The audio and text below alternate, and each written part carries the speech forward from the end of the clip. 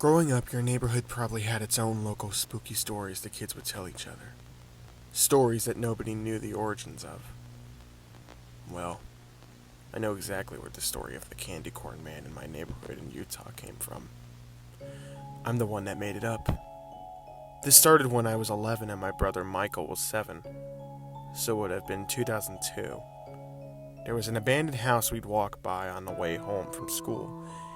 Any of you that grew up in smaller towns probably had at least one of those around. The Candycorn Man lived in that house, I told Michael one day in September. Well, nobody was sure he was actually a man since nobody had really gotten a good look at him. All anybody knew was that he smelled like sardines and that he had very long fingers that had an extra 2 or 3 knuckles, so they could bend and flex in ways our fingers can't. If you didn't want him to bother you, you had to make sure to put a couple of pieces of candy corn on the front step of the creepy house every day in October until Halloween. Candy corn was his favorite. That's why his name was the Candycorn Man. And you should never make him angry, because the Candycorn Man could track you down no matter what. Michael believed me wholeheartedly. I still feel bad about that. I shouldn't have lied to him, even if I was just a kid. He still believed in Santa at that point, and since you gave cookies and milk to Santa, he guessed it made sense to give candy corn to the Candycorn Man. Michael believed me so much that he told all the other kids in the neighborhood about the Candycorn Man, and soon enough everyone knew about him. I was pretty proud about my successful storytelling and even bragged about it in secret to my parents. As the weeks went by, I started to hear variations on the story that I had invented from neighborhood kids. Like that the Candycorn Man wore a bowler hat, or that he was the ghost of the child kidnapper. The Candycorn Man was becoming a neighborhood legend in its own regard. Michael took it upon himself to put 3 or 4 pieces of candy corn in front of the door of the house every day in October. And of course, they would be gone when he came back the next day. Raccoons, probably. So it just made him believe more. So he would tell the other neighborhood kids, which stoked more excitement. He even started taking his friend Jordan, a fellow believer in the Candycorn Man, every evening. "We're going to feed the Candycorn Man," they'd tell my mom and dad. And my mom and dad would smile and tell them to be safe. 11-year-old me thought the whole thing was just hilarious. I really should have been nicer to Michael.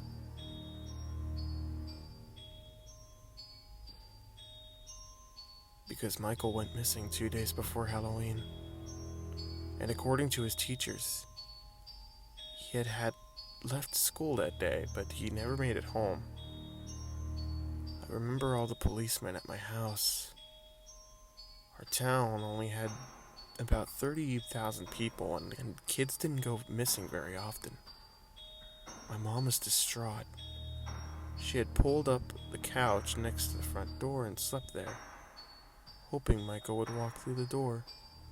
My dad didn't go to work, of course. He would be out in the car, driving around and trying to call out for Michael. The police said they were doing everything they could. And I just remember I cried. I cried a lot. Halloween was canceled at our house when it came. Of course, Michael had been missing for 3 days by the 31st, and I didn't want to go trick-or-treating without Michael. I popped Hocus Pocus into the VHS player while my mom sat on the couch by the front door, but I wasn't really watching it. I just wanted Michael. Around 5, before any trick-or-treaters would be coming, the doorbell rang. My mom eagerly answered it, but it was only Jordan, Michael's friend. He was holding an entire bag of candy corn. "I have to feed the Candycorn Man, but I'm scared by myself," he said to my mom. "Can you come with me?" My mom scolded Jordan and cursed his parents. He really shouldn't be out by himself.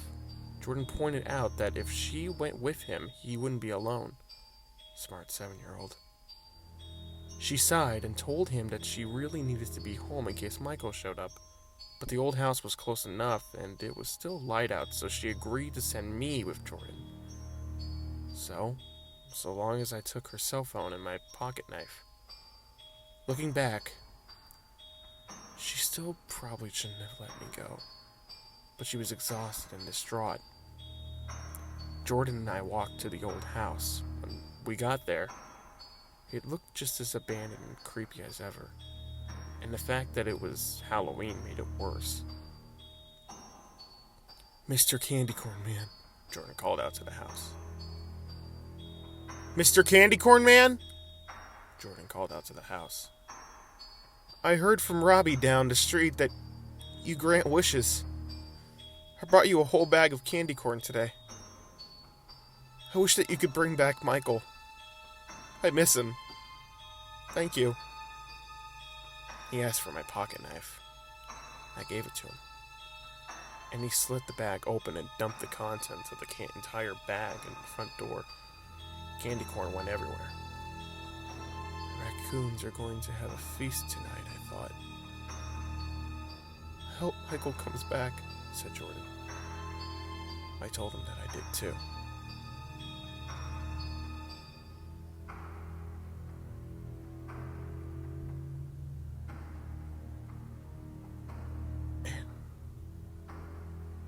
And that's when we saw it.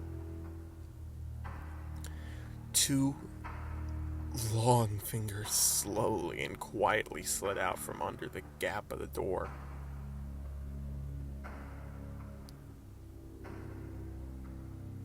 They were thin and gritty looking, and I swear that they had some more knuckles than natural. Jordan and I immediately froze. From the size of his eyes, I could tell that this had never happened before. The fingers fumbled quietly for a second or two, but they eventually found a piece of candy corn and closed around it. They retracted slowly again under the gap until they disappeared from behind the door. We heard the soft sound of an open mouth chewing. Jordan and I ran as fast as our legs could carry us, and we didn't stop until we got to my house. We told my mom what we had seen, and she didn't believe us, of course. I don't blame her. She knew I was the one who had made up the Candycorn Man, after all. I walked Jordan back to his house, and we were freaked out.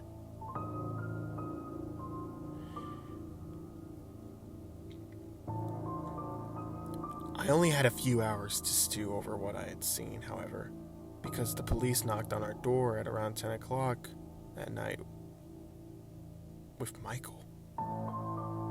He was a little pale and wrapped in a shock blanket, but he appeared physically fine.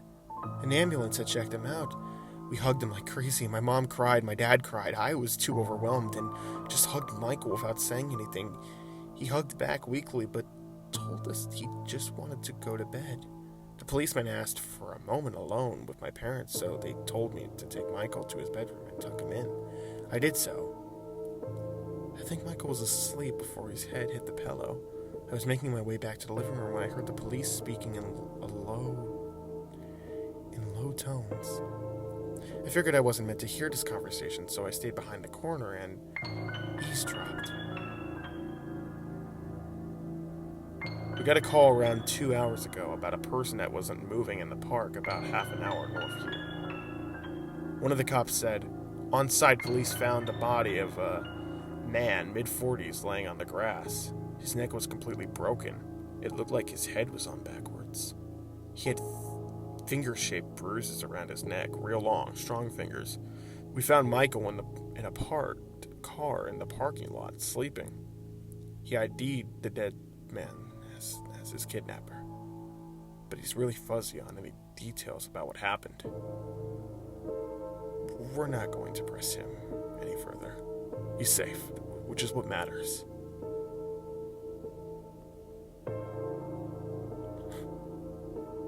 To this day, Michael still can't remember what happened. We think he suppressed the memory, but I made sure to leave the candy corn on the step of that house every day during every October that followed. I still do, 16 years later.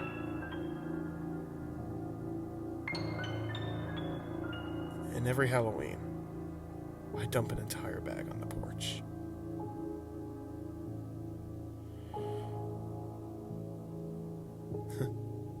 Who am I kidding? The raccoons probably get most of it.